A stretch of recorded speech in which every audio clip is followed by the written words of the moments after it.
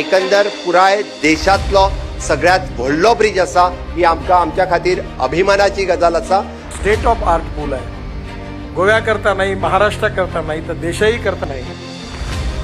तर जगातल्या state of art पुलांमध्ये याचं नाव जाईल, इतका सुंदर हा पूल आहे।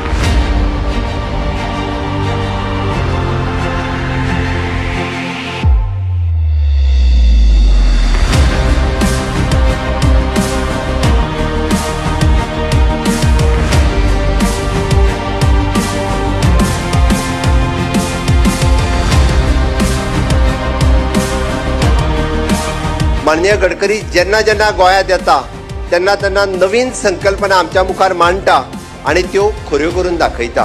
गोंयकारांक येदे व्हडलें गिफ्ट हे माननीय मोदीजी आनी गडकरीजी हांच्यांनी दिले, त्या बद्दल हांव तेंचे खूब खूब आभार व्यक्त करता।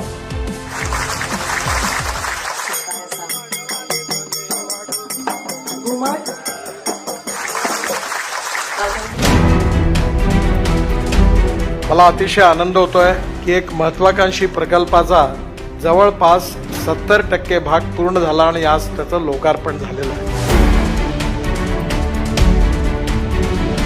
2024 पर्यंत साधारणतः गोव्याच्या अंतर्गत सगळे कामं मिळून जवळपास 25 ते 30 हजार कोटी रुपये माझ्या विभागाने गोव्यावर खर्च करायचं ठरवलेलं आहे। ज्यावेळी या पुलाचं काम सुरू झालं त्यावेळी माझं स्वप्न होतं की ते वरती आपण एक मोठी रिव्हॉल्विंग रेस्टॉरंट आणि व्ह्यूअर गॅलरी उघडावी, की हे कसं व्हायबल करायचं त्याची मदत मी तुम्हाला करीन। या ठिकाणी हा जो खालचा बेस आहे कॉन्क्रीटचा, तो घेत असताना आम्ही रिव्हॉल्विंग रेस्टॉरंट आणि व्ह्यूअर गॅलरीचं जे वजन आहे ते गृहीत धरून हे स्ट्रक्चर उभं केलेलं आहे। कॅप्सूल लिफ्टने पाण्यातून वरती जावं लागेल आणि ते जागतिक आकर्षणाचं, पर्यटनाच्या आकर्षणाचं केंद्र बनावं अशी माझी इच्छा होती।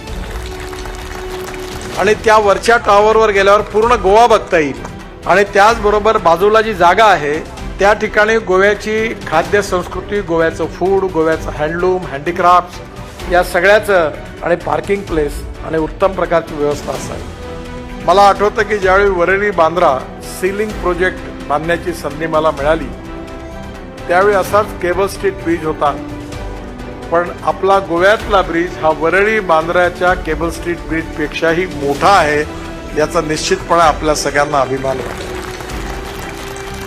या पुलाचा खरोखर आनंद आणि अभिमान गोव्याच्या जनतेला पुढील अनेक वर्ष राहील।